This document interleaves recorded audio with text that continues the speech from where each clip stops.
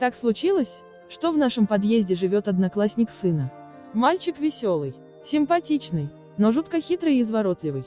В общем, повадился он к нам по разным причинам, то домашнее задание нужно. Телефон, наверное, тяжелее в руки взять, чем несколько этажей шагать.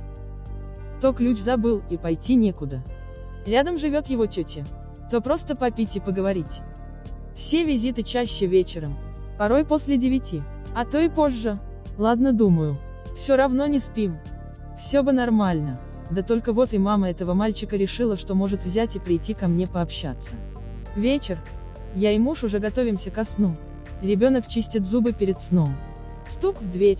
Смотрю в глазок. А там она, мама одноклассника. Если честно, терпеть не могу визитов без звонка. Номер мой у нее есть, поскольку состоим в одной группе WhatsApp как родители нашего класса.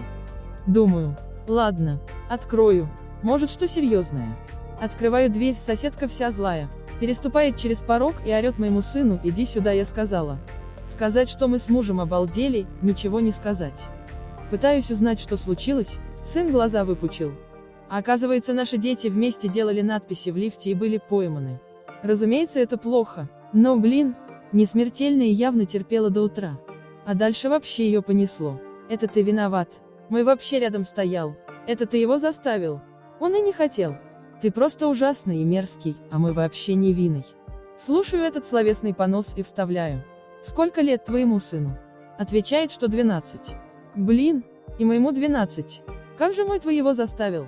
Связал? Насильно рукой водил? Она замолчала. Спрашиваю, чего ты хочешь вообще? Ты пришла показать мне, какой у меня плохой ребенок. А у тебя хороший. Ответ убил. Я уже позвонила знакомым. Узнала. Твой год назад пописал под кустом.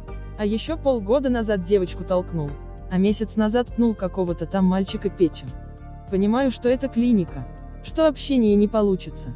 Говорю, пусть завтра моют за собой надписи. Что еще? А в уме произношу. Пошла вон, дура. Разумеется, с сыном поговорила, лифт помыли. Сыну урок будет. Но польза все-таки в этой ситуации есть. Больше в гости к нам одноклассник не ходит. Когда такие друзья есть. Особенно с такими мамами. То и врагов не надо. Тут недавно в 9 вечера опять стук в дверь. А сын как заорет. Не открывай, это мама Пети. Но был это сосед напротив.